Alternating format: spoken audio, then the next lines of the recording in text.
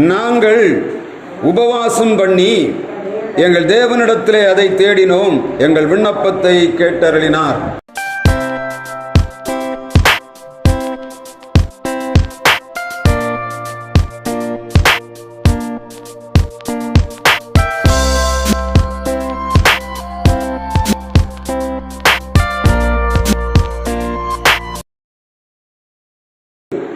நாங்கள் உபவாசம் பண்ணி எங்கள் தேவனிடத்திலே அதை தேடினோம், எங்கள் விண்ணப்பத்தை கேட்டருளினார்.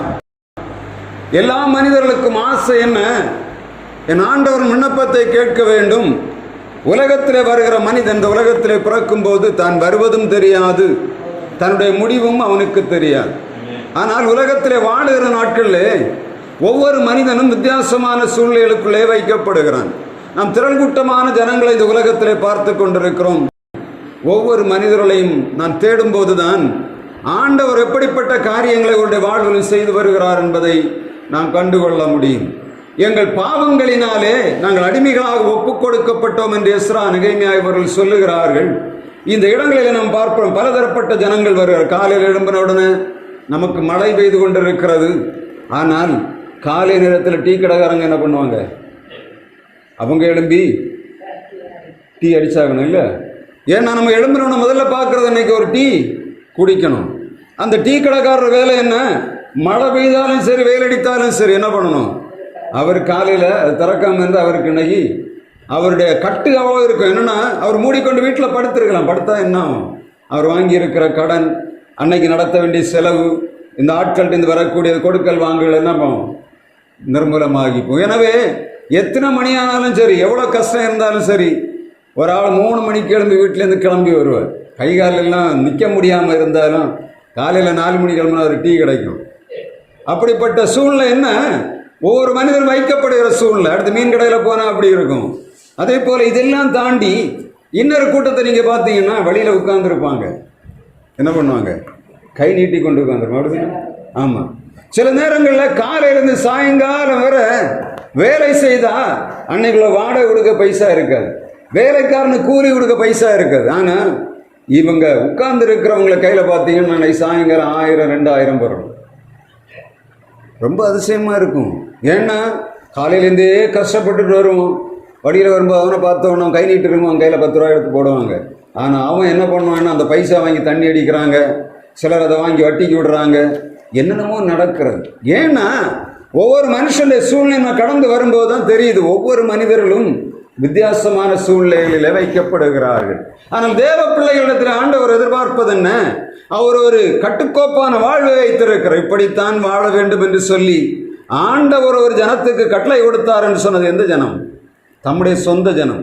எபிரேயருக்கு மாத்திரம் ஆண்டவருடைய பிள்ளைகளாம் ஆபிரகாமுக்குத்தான் கட்டளைகளை கொடுத்து கற்பனைகளை கொடுத்து நீங்கள் இப்படி வாழ வேண்டும் என்று சொல்லக்கூடிய ஒரு வழிமுறையை கற்றுக் கொடுத்த ஒரு ஜனம் உண்டு என்று சொன்னால் ஆண்டவருடைய பிள்ளைகள் என்று அறிவிக்கப்பட்டு அவருடைய இரத்தத்தாலே கழுவப்பட்டு அவருடைய வார்த்தையை ஏற்றுக்கொண்டு அவருடைய பரிசுத்தாவியை பெற்று அவருக்குள்ளே வாழ நினைக்கிற மனிதனாகிய அவனுக்குத்தான் ஆண்டவர் என்ன செய்கிறார்? கட்டுக்கோப்பான வாழ்க்கையை வைக்கிறார். மற்றவங்க வாழ்கிற மாதிரி இவங்க வாழவே முடியாது. மற்றவங்க செய்கிற தவறை செய்யும் போது அப்படி இருதயம் பாதிக்கும். சுற்றியுள்ள ஜனங்களே சொல்வார்கள், அவர்கள் கிறிஸ்தவர்களாக இருக்கிற இவ்வளோ அட்டூழியம் பண்ணுகிறான்னு சொன்ன. அப்படிதானே? மற்றவங்க செய்தால் கண்டுவிட மாட்டாங்க. செய்தால் அவங்களை குற்றம் சாட்டினாலும் அவங்க வாயில் வரக்கூடிய முதல் வார்த்தை என்னன்னா, இயேசு இயேசுன்னு கூப்பிடுகிறான், கிறிஸ்தவன்னு சொல்லிக்கிறான். ஆனால் அவன் செய்கிறது மற்றவனோட கேவலம். என்ன பண்ணுறாங்க? அப்போ என்ன உலகம் என்ன எதிர்பார்க்கிறது?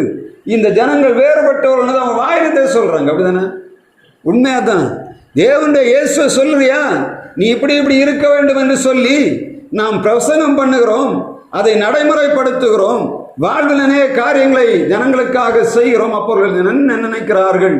இயேசுவின் பிள்ளைகள் இப்படி இருப்பார்கள் அப்படி என்று சொல்லி வேதத்தை அவர் பார்க்கும்போது நம்முடைய வாழ்வையும் வேதத்தையும் ஒத்து பார்க்கிறார்கள். அப்போ தான் தெரியுது நம்ம யார் இல்லை, நம்ம பேரில் கிறிஸ்தவர்கள், உள்ள என்ன இல்லை, கிறிஸ்தவம் இல்லை. அதனால தான் ஆண்டவர் என்ன செய்கிறார்? தம்முடைய பிள்ளைகளை பார்த்து சொல்லுகிறார், விளையாடிக்கப்பட்ட கலரைகளே, நீங்கள் உள்ள என்னவா இருக்கீங்க? உள்ள எல்லா அசுத்தமத்தையும் வைத்து விட்டு வெளியே நாங்கள் பரிசுத்தவான் போல காட்டுகிறீர்கள் என்று சொல்ல. இதை பார்த்து தான் ஆண்டவர் பயங்கர வேதனை. இயேசு உலகத்தில் வந்த நாட்களில் பாவிகள் வந்தார்கள். அவளை பார்த்து என்ன சொன்னார்? நான் ஒன்று தண்டிக்கப்பட்ட, நீ பாவம் செய்யாதுன்னு சொன்னார். எல்லா பிசாசுகளில் ஆகப்பட்ட ஜனங்களை விடுதலையாக்கினார். லேகியோனை விடுதலையாக்கி விட்டு சொல்லுகிறார், உன்னை நான் விடுதலையாக்கி இருக்கேன்னு சொல்றார். குருடனை தொட்டு சுகமாக்கினார். ஆனால் வேதபாரகரையும் பரிசேயரையும் பார்த்து ஆண்டவர் என்ன செய்தார் தெரியுமா? நீங்க பார்த்தா தெரியும், எங்க பார்த்தாலும் ஆண்டவர் திட்டுனதெல்லாம் வேதபாரகரே பரிசேயரே உங்களுக்கு ஐயோ, வேதபாரகரே பரிசேயரோ நீங்கள் எல்லாம் நீங்க பார்த்தீங்கன்னா வேதபாரகர் பரிசேயரை பற்றி தான் எல்லாமே சொல்லி கொண்டு வருகிறார். ஏன்னா அவருக்கு நோக்கம் என்ன? இந்த உலகத்திலே இந்த சபை செய்ய வேண்டிய வேலையை அது செய்யவில்லை. தம்முடைய பிள்ளைகள் என்று அழைக்கப்பட்டவர்கள் செய்ய வேண்டிய பணியை அவர்கள் செய்யவில்லை. இதை பார்த்த போதுதான் இயேசுவுக்கு என்ன இருந்தது? வேதனை வந்தது. இப்போதான் நம்முடைய ஆண்டவர் பார்க்கிறார்கள். மனம் திரும்பணும்னா என்ன செய்யணும்? நிறைய காரியங்கள் அவருடைய வாழ்வில் உபத்திரவங்களை கொண்டு போடுகிறார். தான் விரும்பினது போல ஜனங்கள் ஆண்டவருடைய பிள்ளைகள் நடக்காமல் இருந்தா ஆண்டவர்களை விட்டு விடுகிறார். அவருடைய அந்நியர்களை கையிலே ஒப்புக் கொடுக்கிறார். அவருடைய சரீரத்தில் பலவீனங்களை உண்டாக்குகிறார். பிசாசின் கையிலே ஒப்புக் கொடுக்கிறார். உபத்திரவங்களுக்கு ஒப்புக் கொடுக்கிறார். என்ன செய்வது என்று தெரியாதபடி தத்தளித்து விட்டு அங்க தேடி பார்க்கிறோம், இங்க தேடி பார்க்கிறோம், எங்கேயும் தேடி பார்க்கிறோம். ஒன்றும் இல்லாட்டா என்ன பண்ணுவோம்? கடைசியில தான் ஆண்டவரேன்னு கூப்பிடுவோம். ஏண்டா கையில பணம் இல்லாமல் இருக்கும்போது, எல்லா வசதியும் இருக்கும்போது இயேசு ஆண்டவரை தேட தோணாது. எல்லாம் கையில் பணம் இருக்கும்போது முதல்ல கேட்கறது என்னன்னா, உடம்புல உனக்கு ஜுரம் வந்துச்சா முதல்ல கேட்கறது என்ன கேட்போம்? சின்ன முன்னாடி எல்லாம் பார்ப்போம், ஜோம் பண்ணினியா அப்படின்னு கேட்போம். இப்போ என்ன கேட்போம்? ஊழியக்காரனா இருந்தாலும் முதல்ல எனக்கு ஆஸ்பத்திரிக்கு போனியா போகணுமா என்று தான் கேட்பார். பார்த்துருக்கா? ஏன்னா அன்னைக்கு ஆஸ்பத்திரி கொடுக்க பணம் இல்லை, இன்னைக்கு கையில் ஆஸ்பத்திரி கொடுக்க பணம் இருக்கு. இன்னொரு பக்கம் நீங்க பார்த்தீங்கன்னா எங்க பார்த்தாலும் ஹெல்த் இன்சூரன்ஸ் வச்சிருக்கேன், அங்கே போனோன்னா எனக்கு மருந்து பார்ப்பேன். இப்போ இவனுக்கு தேவை இருக்கு, ஆண்டவர் தேவை இருக்குமா? தேவையில்லை. இப்போ என்ன பண்ணுவார்? ஆண்டவர் பார்க்குறார். எல்லாம் முடிச்சுக்கிட்டு எல்லாத்தையும் கறந்து எடுத்துட்டு கடைசியில் சொல்லுவாங்க. அநேகர் சொல்லது கேட்டார், பாஸ்டர் அவ்வளவு பொருளையும் விற்று இந்த ஆளுக்கு செலவு பண்ணது, இப்போ வேற வழியில் கவர்மெண்ட் ஹாஸ்பிட்டலில் கொண்டு வச்சிருக்கேன். ஆசாரிப்பெல்லாம் ஆஸ்பத்திரியில் போன பிறகு தான் கூப்பிடுவாங்க, பாஸ்டர் ஒரு ஜெபம் பண்ணுங்க பாஸ்டர். பார்த்தா பெரிய ஆட்களாக இருப்பாங்க. கடைசியில் சொல்லுவாங்க, பாஸ்டர் எல்லாத்தையும் விற்றுட்டேன், கடைசியில் வேற வழி தெரியல, இனி இந்த மனுஷனை ஜீவனை காப்பாற்றுங்க கொண்டு வந்துருக்கேன். ஆசாரிப்பள்ளம் ஆஸ்பத்திரி கொண்டு வந்து, ஆசாரிப்பள்ளம் ஆஸ்பத்திரி போனீங்கன்னா தெரியும், சாவாடுன்னு ஒன்று ஒதுக்கி போட்டுருக்குறாங்க. கடைசி எல்லாம் முடித்து அவங்க வந்து ரெடியாக இருப்பாங்க. நீ அடுத்த காரியம் என்ன, இந்த மனுஷனுக்கு தேர மாட்டான், அவளோட எல்லாம் முடிஞ்சு எல்லாம் பார்த்து முடிச்சாச்சு. கடைசி நேரத்தில் கொண்டு போடக்கூடிய ஒரு சாவுவாடு இருக்குது. போய் பார்த்துட்டு இருந்தால் தான் தெரியும் நம்முடைய வாழ்வு எப்படி ஆண்டவர் நம்ம மேன்மையாக வைத்திருக்கிற உணர்வு எப்போ வரணும்னா, ஆசாரிப்பள்ளம் ஆஸ்பத்திரியில் போய் சாவு வாடுன்னு இருக்க உன்னை ஒரு மாதத்துக்கு ஒரு காலாவது, ஒரு 2 மாதத்துக்கு ஒரு காலாவது, ஒரு 3 மாதத்துக்கு ஒரு காலாவது போய் பார்த்துட்டு வரணும். அங்கே கிடக்கக்கூடிய சூழ்நிலை தெரிந்தோன்னா நம்ம ஆண்டவருக்கு உண்மை உள்ளவர்களாய் நன்றி உள்ளவர்களாய் வாழும். இந்த இடத்துல நம்ம உயிரோடு இருக்கிற காரணம் என்ன? ஏன் உபவாச கூடுகிறோம் என்று சொன்னா, அதனால தான் நான் என்ன பண்ணுவேன், கிடைக்கிற நேரங்களில் ஆண்டோடைய சமூகத்திலே போய் உட்கார்ந்து இருக்க வேண்டும் என்று நினைக்கிறேன். அதுக்கு தான், வேற ஒன்றும் இல்லை. எனக்கு எங்கே போனாலும் என்ன பண்ண முடியும்? ஆராதிக்க முடியும். ஆனால் எந்த இடத்துல கொஞ்ச நேரம் ஆண்டோடைய சமூகத்திலே விடுதலையோடு ஆராதிக்கிறவர்கள், அவரோடு ஜெபம் பண்ணுகிற ஜனங்களோடு இருக்க வேண்டும் என்று சொல்லி ஆசை உண்டு. அதனால தான் 1 மணி நேரமாவது ஆண்டோடைய சமூகத்திலே போய் உட்கார்ந்து, இன்றைக்கு இந்த இடத்துல வரும்போது ஆண்டவரே என்னை கொண்டு தம்முடைய பிள்ளைகள் கொடுக்க வேண்டிய செய்தி என்ன என்று கேட்கும்போது தான் எஸ்ராவிலே ஆண்டவர் கொடுத்த 8ஆம் அதிகாரம் 23ஆம் வசனத்தை திரும்ப நினைவூட்டும்படியாய் ஆண்டவர் என்னை உங்கள் மத்தியில் வைத்தபடியினாலே நான் உங்களுக்கு இவைகளை வைக்கும்படியாய் விரும்புகிறேன். அப்படியே நாங்கள் உபவாசம் பண்ணி எங்கள் தேவனிடத்திற்கு மனம் திரும்பி உபவாசம் பண்ணி எங்கள் தேவனிடத்தில் அதை தேடினோம், எங்கள் விண்ணப்பத்தை கேட்டருளினார். வசனம் சொல்லுகிறது, எதை கேட்டருளினார்? இங்க கேட்கிறாங்க, எங்கள் தேவனிடத்திலே அதை தேடினோம். எதை தேடினோம்? ஆண்டவரிடத்திலே ஒரு விடுதலையை தேடினோம். என்ன விடுதலை? 21ஆம் வசனத்தில் சொல்லப்படுகிற எஸ்ரா 8ஆம் அதிகாரம் 20. அப்பொழுது நாங்கள் எங்கள் தேவனுக்கு முன்பாக எங்களை தாழ்த்துகிறதற்கும் எங்களுக்காகவும் எங்கள் பிள்ளைகளுக்காகவும் எங்கள் சகல பொருட்களுக்காகவும் செவ்வையான வழியை தேடவும்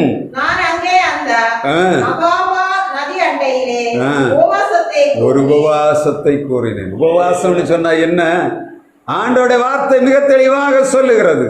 21ஆம் வசனத்திலே கொடுக்கப்பட்ட காரியத்துக்காக உபவாசம் பண்ண வேண்டும் என்று சொல்லி எஸ்ரா தன்னுடைய அறிக்கை அபிலாசையம் ஜனங்கள் மத்தியிலே வைக்கிறதை பார்க்க முடியும். நீங்க எஸ்ரா சரித்திரத்தை எடுத்து பார்க்கணும். அதுக்கு பிறகு எஸ்ராவை முழுவதுமாக ஒவ்வொரு நாளும் படிக்கிறோம்.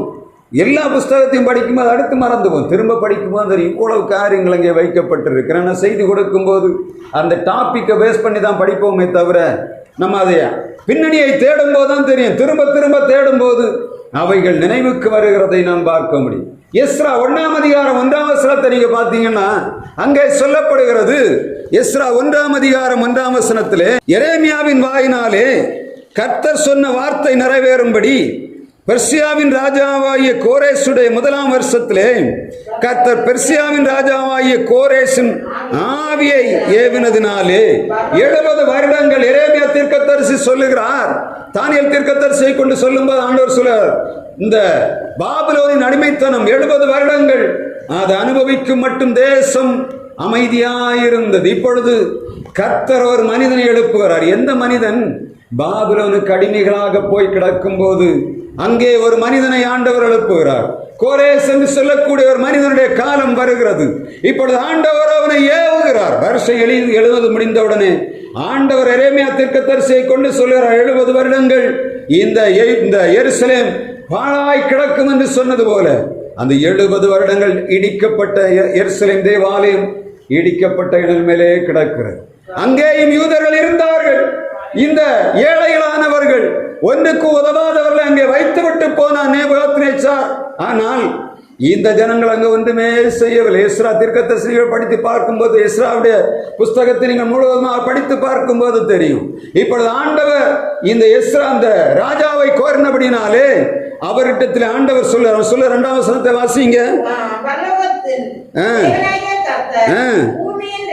பூமியின் ராஜ்யங்களை எல்லாம் எனக்கு தந்தரளி யூதாவில் எருசலேமிலே தமக்கு ஆலயத்தை கட்டும்படி எனக்கு கட்டளையிட்டு இருக்கிற. யாரிடத்தில் ஆண்டவர் கட்டளையிட்டார்?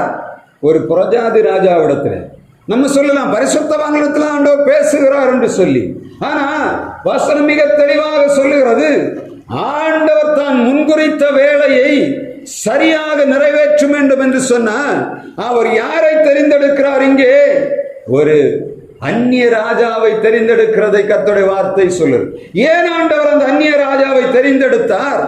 எருசலேமில் உள்ள எல்லா பொருட்களும் எங்க இருக்கு?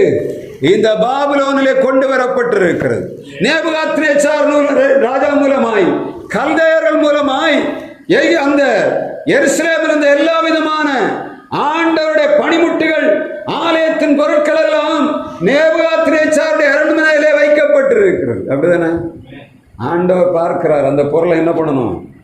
திரும்ப கொண்டு போகணும். இங்கிருந்து கொண்டு போனா என்ன பண்ணணும்?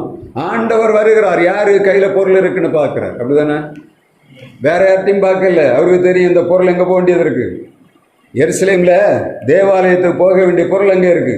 அங்க கஜானால உட்கார்ந்து இருக்கு. இந்த கஜானால உள்ள பொருள் போனோம்னா இந்த ராஜா வழியா தான் கிரியை செய்யணும். ஆண்டோட வார்த்தை சொல்லுகிறது. தேவன் கோரேஸ் ஆவியை ஏவி சொல்லுகிறார், நீ எருசலேமிலே ஆலயத்தை கட்டு. அப்படிதானே?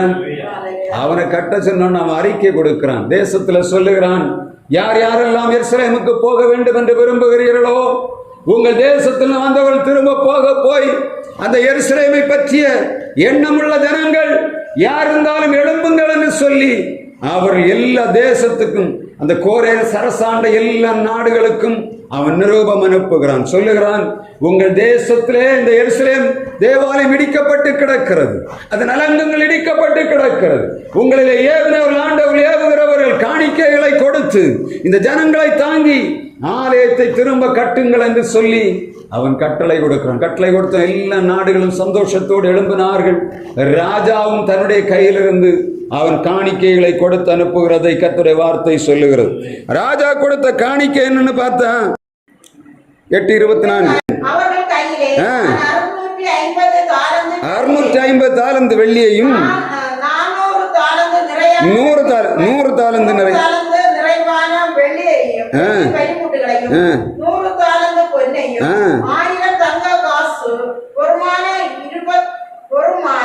20 பொற்கிண்ணங்களையும் 2 நல்ல நிறுத்து கொடுத்து. வசனம் என்ன சொல்லுது? அங்க 26ஆம் வசனத்துல பார்த்தா தான் தெரியுது. 650 தாலந்து வெள்ளி, 100 தாலந்து நிறையான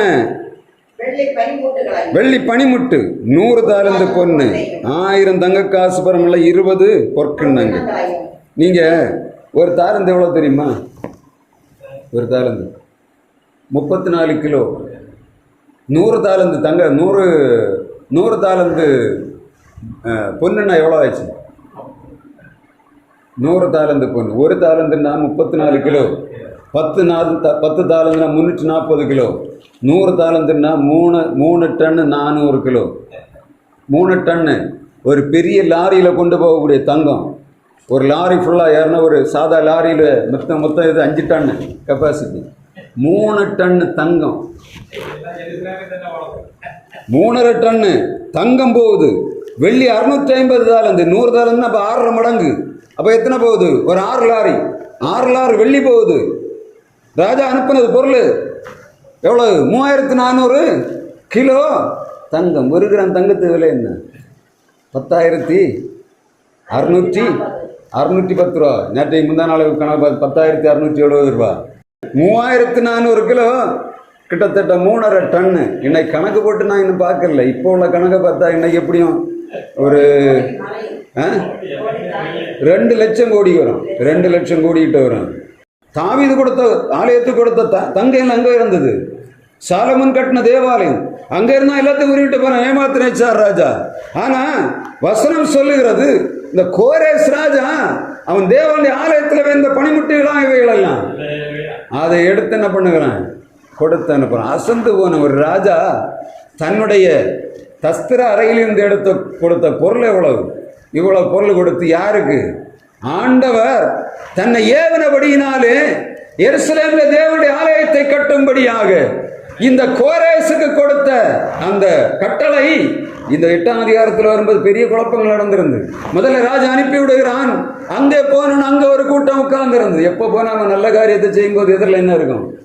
5-6 தடைகள் இருக்கு. இங்க ஆண்டவராக கோரேஸ் ராஜாவிடத்தில் பேசி ஜனங்களை அனுப்புகிறார். அங்க போன 2-3 பேர் அங்க உட்கார்ந்துட்டு யூதர்கள் இதை கட்ட விடாத அளவில் என்னென்ன லெட்டர் எழுதணுமோ எல்லா லெட்டரையும் அனுப்புகிறாங்க. 5ஆம் அதிகாரம் 6ஆம் வசனம். தத்னாயினும் தேசாதிபதியும் தேசார்பஸ்னாயும் அவன் வலது ஐயராகவும் ராஜாவாகிய தரியுவுக்கு எழுதி அனுப்பின கடிதத்தின் நகலாவது, ராஜாவாகிய தரியுவுக்கு சகல சமாதானம் உண்டாவதாக. நாங்கள் யூத சீமையில் உள்ள மகாதேவனுடைய ஆலயத்துக்கு போனோம். அது பெருங்கற்களால் கட்டப்பட்டிருக்கிறது. மதிலின் மேல் உத்தரங்கள் பாய்ச்சப்பட்டு அந்த வேலை இழுசமாய் நடந்து அவர்களுக்கு கைகூடி வருகிறது என்பது ராஜாவுக்கு தெரிய வருவதாக. நீங்க இங்க அனுப்பி விட்டிருக்கிற ஜனங்கள் எஸ்ராவுடைய ஆட்கள் இங்கே வேலை செய்து கொண்டிருக்கிறார்கள். இவர்கள் ராஜாவுக்கு எதிராக கிரியை செய்கிறார்கள். இவர்கள் அந்த ஆலயத்தை கட்டி முடித்து விட்டார்கள் என்று சொன்னா இனிமேல் உங்களுக்கு எந்த விதமான அதிகாரம் இங்கே இருக்காது.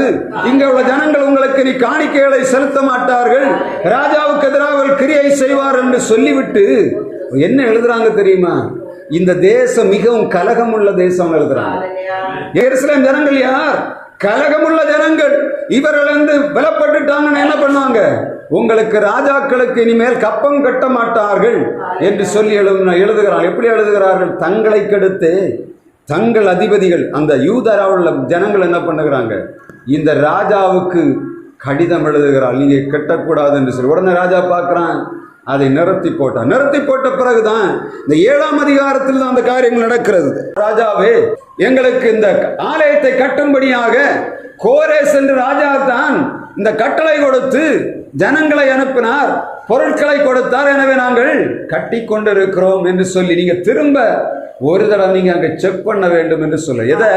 ராஜாவுடைய அந்த வர்த்தமானங்கள் எழுதப்பட்டிருக்கிற தஸ்திரரை நீர் சோதித்து பாரும். நாங்கள் ராஜாவுடைய கட்டளைக்கு விரோதமாக ஒன்றும் செய்யவில்லை. இது எல்லாமே எப்படி? ராஜாவுடைய கட்டளையின்படிதான் செய்கிறோம் என்று சொல்லு. இந்த பிரச்சனை நடந்து கொண்டிருக்கும் போது ராஜா அந்த தஸ்திர அறையை சோதிக்கிறான். திரும்ப கட்டும்படியான உத்தரவை பிறப்பிக்கிறார். மிக முக்கியமாக நீங்க காணக்கூடிய காரியம் என்னன்னா, இந்த 5ஆம் அதிகாரம் வரையிலும் இஸ்ரவேல் தேவாலயம் கட்டப்படாதபடி கிடக்கிறது. இப்பொழுது எழும்பினது யார் தெரியுமா? ஆகாய், சகரியா 2 பேரும் சேர்ந்துதான் எழும்புகிறாள். இப்போ இவங்க எழும்பி கட்ட ஆரம்பித்த உடனே கேட்கிறார்கள், நீங்க யாருடைய அனுமதியிலே கட்டுகிறீர்கள்? ஏன்னா யூதேயாவில் மற்றவர்கள் எல்லாரும் என்ன பண்ணியாச்சு, உட்கார்ந்தாச்சு, நீ ஒண்ணுமே பண்ண முடியாது. இப்பொழுது தேவனுடைய ஆவி சகரியாவின் மேலே வருகிறது, ஆகாயின் மேலே வருகிறது. வந்த உடனே தான் என்ன நடக்குது? ஆலயத்தை கட்ட வேண்டும் என்று சொல்லி அவர்களுக்கு ஆண்டவர் தூண்டுதல் கொடுத்த உடனே ஒன்னையும் பார்க்கல. என்ன பண்ணுகிறாங்க? யார்கிட்ட அனுமதி கேட்கல, இவங்க கட்ட ஆரம்பிக்கிறார். கட்ட ஆரம்பித்த உடனே என்ன நடக்குது? தடை பண்ணுகிறார்கள். தடை பண்ணின உடனே தான் இந்த சகரியாவும் இந்த ஆகாயும் சேர்ந்துதான் என்ன பண்ணுகிறாங்க? இவர்களை தூண்டி விட்டு லெட்டர் எழுத வைக்கிறாங்க. அவங்க எழுதுனது அங்க போகுது. போனவன திரும்ப கிரியை ஆரம்பிச்சோன்னா என்ன ஆகுது? கட்டும்படியான வாய்ப்பு திரும்ப உருவாகிறது. இப்பொழுது எல்லாம் கட்டி முடிக்கும் போது ஆண்டவருடைய ஆலயத்தை பிரதிஷ்டை செய்ய வேண்டும். இந்த எஸ்ரா செய்யக்கூடிய மிகப்பெரிய காரியம் என்ன? அகாவா நதியிலே ஒரு உபவாசத்தை கூறுகிறார். ஆண்டவர் ஒரு காரியத்தை ஏவும் போது அதை நிறைவேற்றுகிறவராய் இருக்கிறார். ஏற்ற காலங்களில் எல்லாவற்றையும் செய்கிறவராய் இருக்கிறார் என்பதற்கு இந்த எஸ்ரா, நெகேமியா, இந்த சகரியா, மல்கியா இவர்கள் ஆதாரமாக காணப்படல. எஸ்ரா யார் தெரியுமா? எஸ்ரா யார்? எஸ்ரா 7ஆம் அதிகாரம் 1ஆம் வசனத்தை வாசிங்க.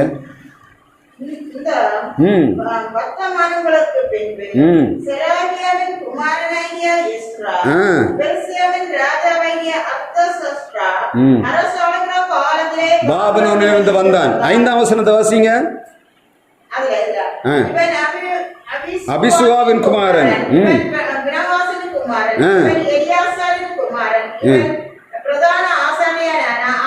பிரதான ஆசாரியனுடைய ஆரோனுடைய யாரு?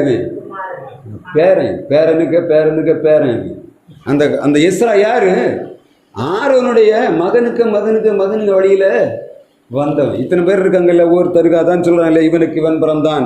ஆரோனுடைய மகன் எலியாசார் மகன் பினேகாசுக்கு மகன் அபிசுவா மகன் புக்கியின் மகன் யூசி. எப்படி வரும்? திரும்பி வாசித்து பார்த்தா ஆரோனுக்கு யாரு? ஆரோனுடைய பேரனுக்கு பேரனாங்க யாரு?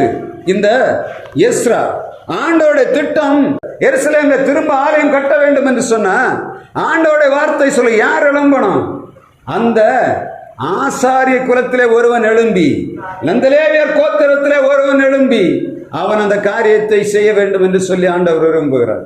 ஏன் ஆண்டவர் இந்த ஆசாரியுடைய கோத்திரத்தை தெரிந்து கொண்டார்னு உங்களுக்கு தெரியுது. இப்ப நம்ம எக்ஸ்பிளைன் பண்ண காரியம் புரியுதா?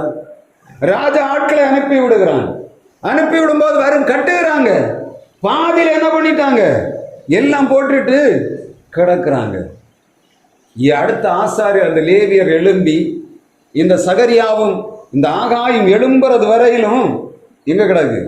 ஆலயம் இடிபட்ட இடத்திலே கிடக்கு. அந்த கட்டின பாதியிலே அப்படியே கிடக்கு. எப்பொழுது இவர்கள் எழும்பி ஆகாய் சொல்லுகிறான், நீங்கள் மலையில் போய் ஏறி மரங்களை வெட்டி கொண்டு வந்து ஆலயத்தை கட்டுங்கள். அவர் சொல்லுகிறார், இது நீங்கள் மச்சுவாகப்பட்ட வீடுகளிலே குடியிருக்கிறீர்கள், தேவனுடைய ஆலயமோ எங்க இருக்குது? சூரியமாய் கிடக்கிறது. நீங்கள் மலையில ஏறி போய் மரங்களை வெட்டி கொண்டு வந்து இதை கட்டுங்கள், அதன் மேல் நான் பிரியமாயிருக்கிறது என்று சொல்லுகிறார். அதற்கு பின்புதான் எழும்புகிறார்கள். செருபாவில் எழும்புகிறார். அதற்கு பின்பாக தான் எஸ்ரா, நெகேமியா அவர்கள் எழும்பி இந்த ஆலயத்தை கட்டும்படியான வாய்ப்பு உருவாகிறது. இங்கே உபவாசத்தை ஏன் கூறுகிறார் என்று சொன்ன மிக தெளிவாக இங்கே சொல்லப்படுகிற எஸ்ரா 28ஆம் அதிகாரம் 21ஆம் வசனம். நாங்கள் உபவாசம் பண்ணி எங்கள் தேவனிடத்திலே கேட்டருளினார். இங்க 21ஆம் வசனம் 8:21. எங்கள் தேவனுக்கு முன்பாக எங்களை தாழ்த்துகிறதற்கும்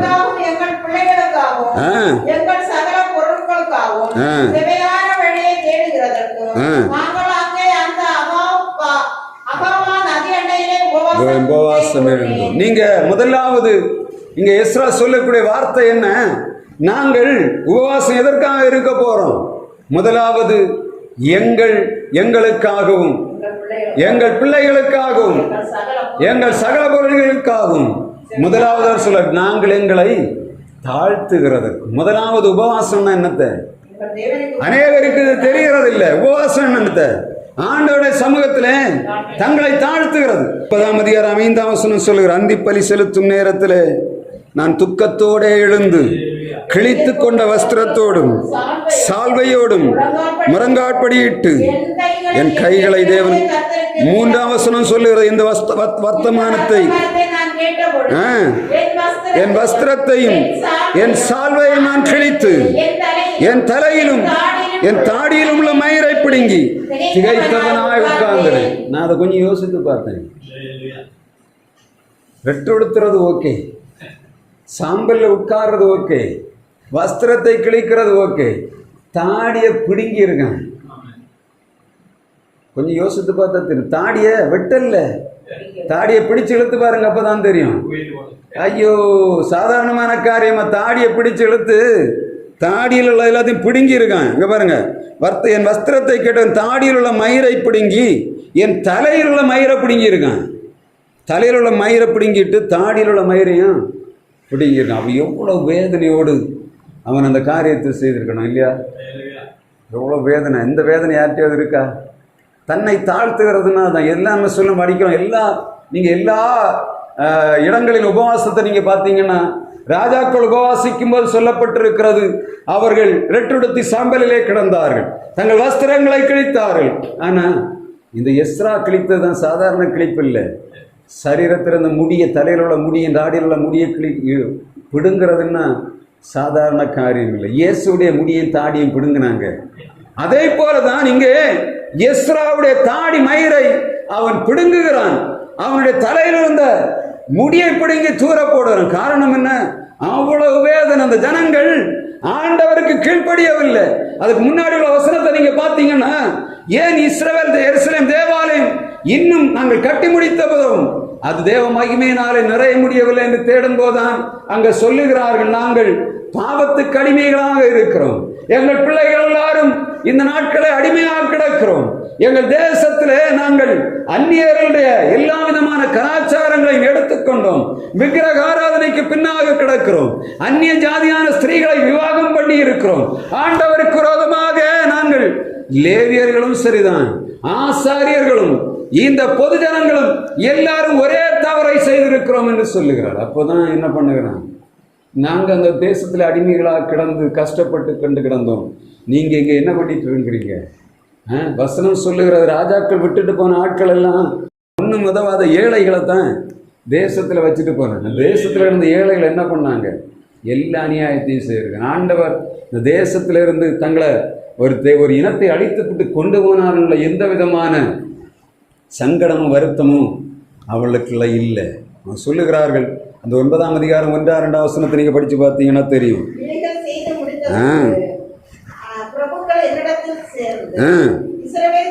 இஸ்ரவேல் ஜனங்களும் ஆசாரியரும் லேவியரும் ஆகிய இவர்கள் யாரெல்லாம்?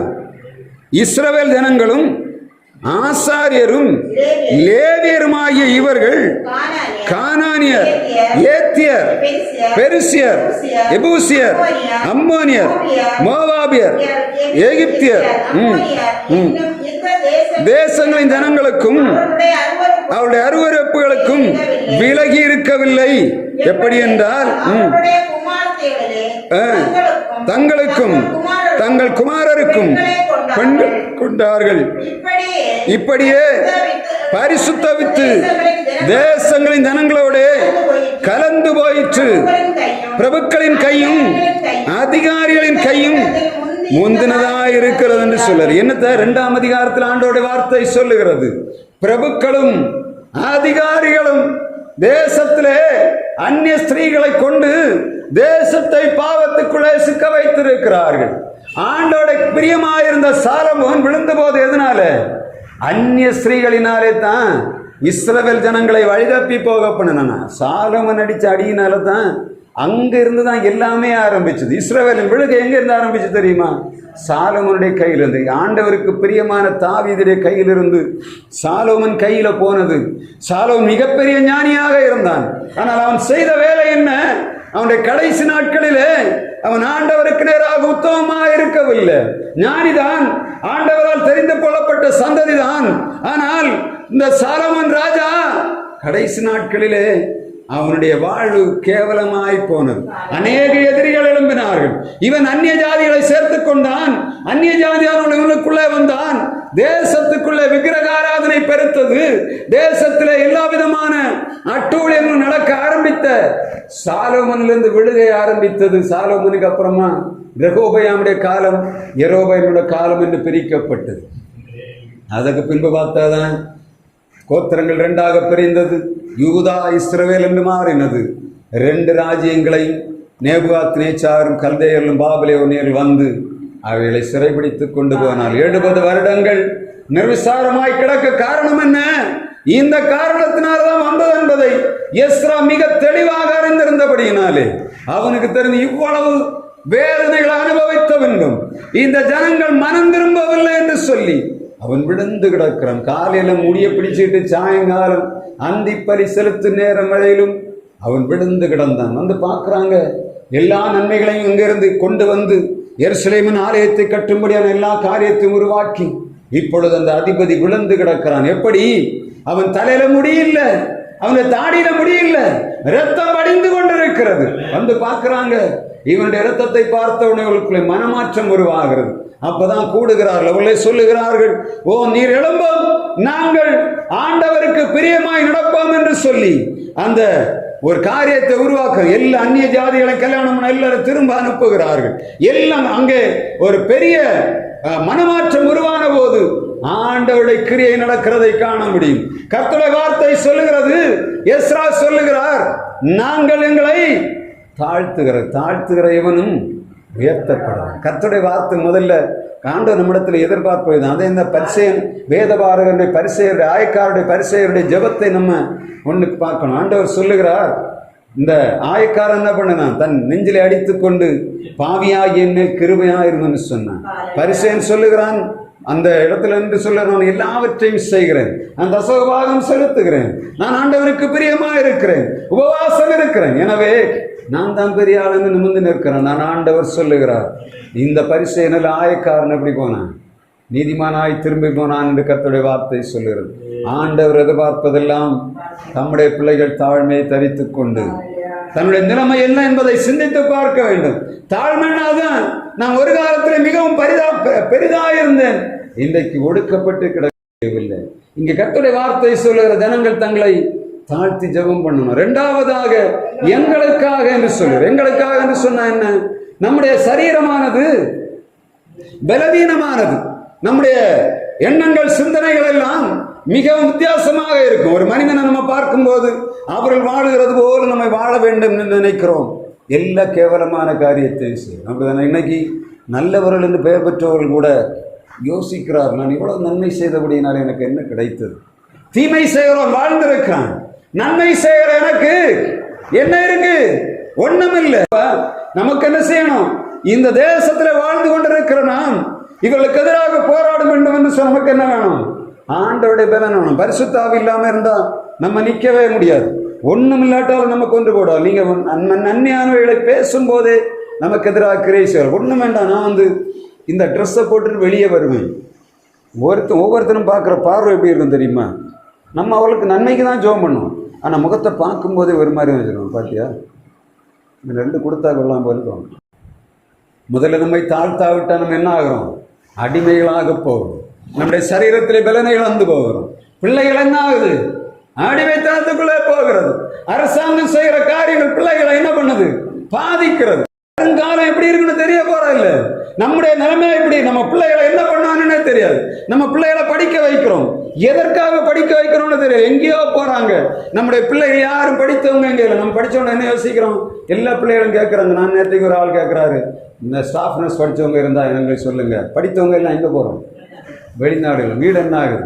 வீட்டை திறந்து போட்டுட்டு படிக்கிறதுக்கு படிக்கணும்.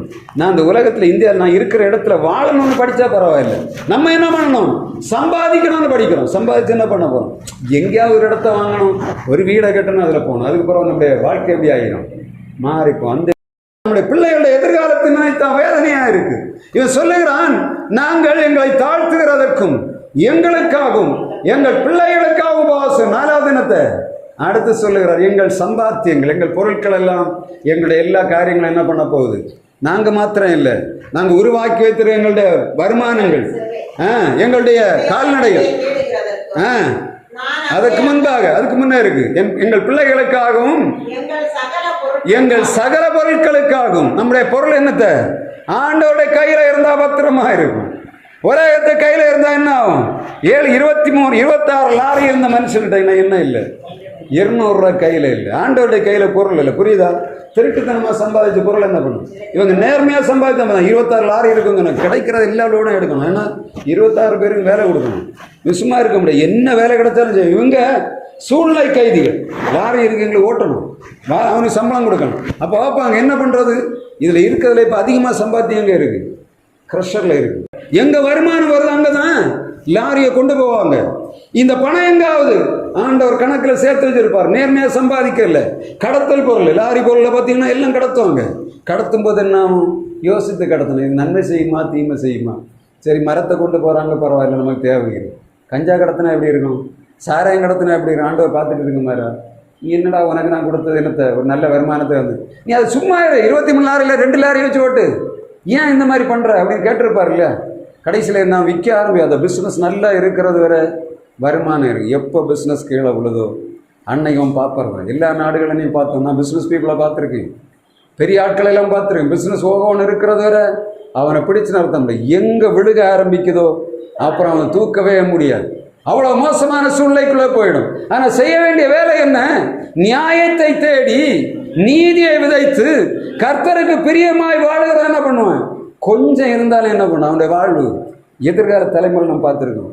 நேர்மையா வாழ்கிற மாதிரி சொல்லுவாங்க, நான் நன்மையாக நேர்மையாக வாழ்ந்ததற்கு என்ன பிரயோஜனம்? ஆண்டோட பிள்ளைகளை காட்டி கொடுத்துறாரு. நல்லா தான் இருந்தாங்க.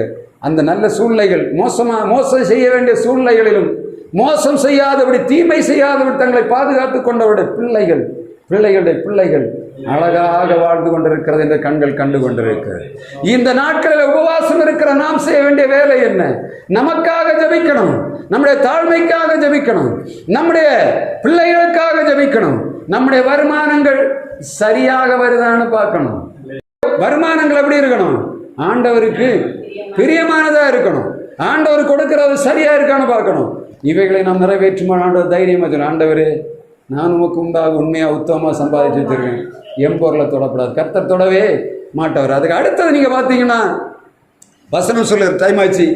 வசனம் சொல்லுகிறது அந்த 21ஆம் வசனம், எஸ்ரா 8ஆம் அதிகாரம் 21ஆம் வசனத்தில் கடைசியில் நாங்கள் நல்வழியிலே நடப்பதற்கு நாங்கள் உபவாசம் இருக்கிறோம். நல்வழின்னா என்ன?